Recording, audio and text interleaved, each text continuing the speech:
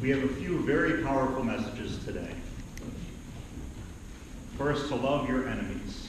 Like we said as Mass began, how difficult is that?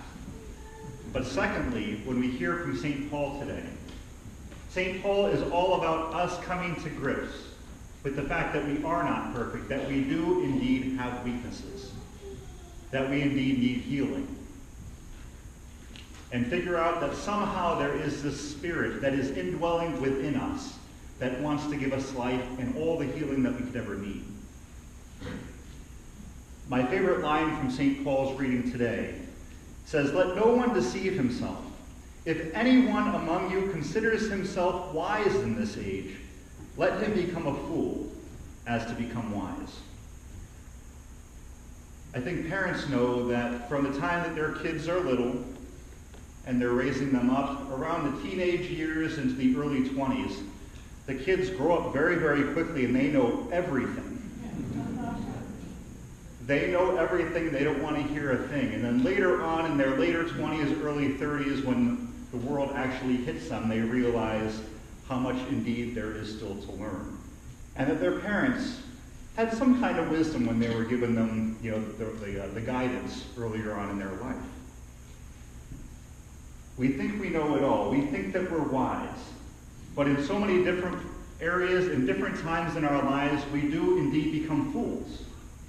We're following ourselves and what we think we need to do.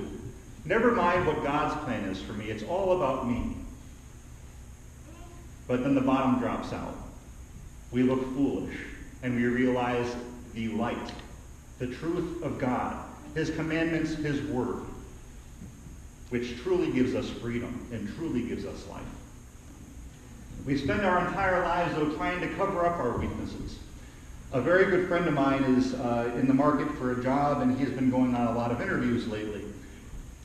And he is the most organized individual I think I've ever met in my entire life. He has a binder this big of any possible interview question he can possibly get. And of course, one of the greatest interview questions there is so, what is your greatest weakness? Now, there's three things that we do with those questions. I was a human resource major in college, and I got into human resources when I got out of college, and I had no idea why I'd ever want to do that. No offense to anybody in HR, but it's a very, very difficult job. But that question, tell me about your greatest weakness. First of all, and any interview guide will tell you, take your weakness and turn it into your greatest strength.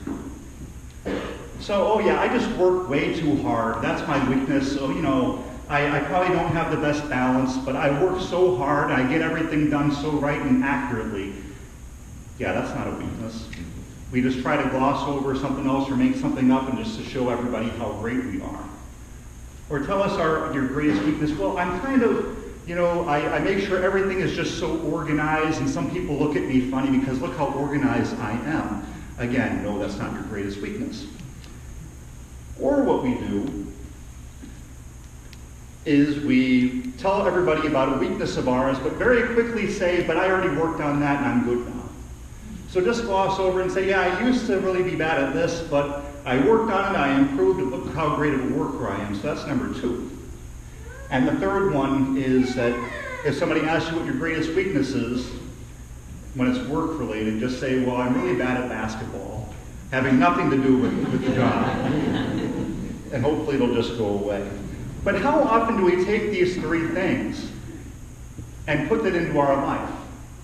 So if we're not coming to terms with our own weakness, or our own sinfulness, or the fact that we even can sin, especially I know in our teenage years, in our early 20s, and throughout different parts of our life, we take our sin and almost should say, well, it's not really a sin. I'm going to define myself by that now.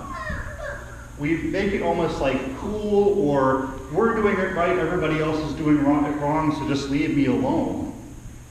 Instead of just coming to terms with, I messed up.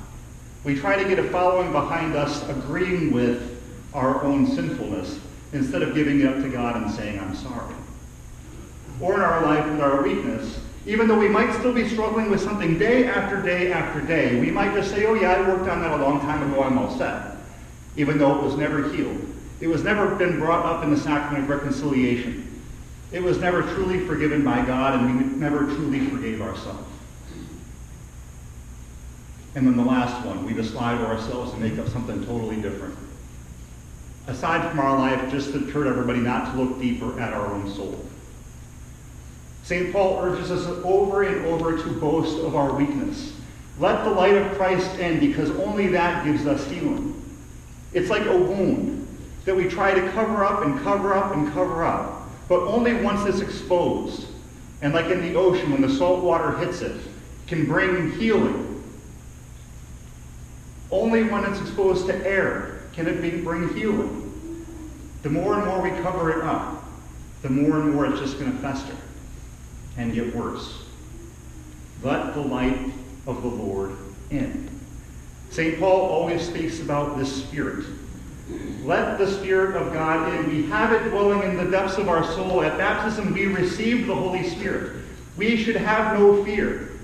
All of us have weakness. All of us have sin. But if we take time to realize that the Spirit is indeed deep within us, the Spirit conquers all that. But do we take time to pray? Do we take time to calm ourselves down? Take 5 minutes, take 10 minutes, and just realize, A, that we were created by God, B, that the Spirit is indeed dwelling in us.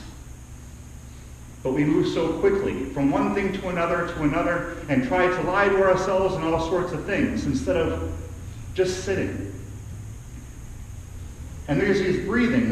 If we breathe in and we breathe out, just calm ourselves and realize that the Spirit, the fire of God, is definitely within our soul.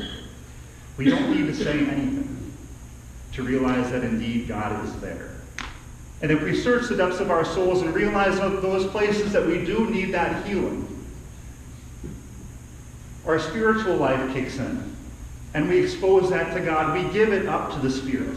And let the light of light, God our light, touch it and heal where we need healing. And that may lead us into some pretty scary places.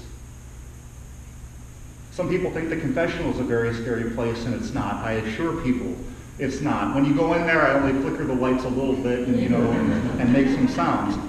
But the Spirit of God may lead you there and give you the healing that you indeed need. And He indeed wants to give you. The Spirit of God might lead you to forgiving an enemy and reconciling what we heard in the gospel. Letting go of that grudge and letting that light come in and heal. It can lead us so many different places.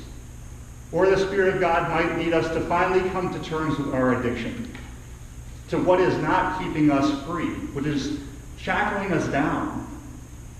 And once we come to terms with that and reach out to those that can help us, then again our wound is exposed, but not in shame or embarrassment.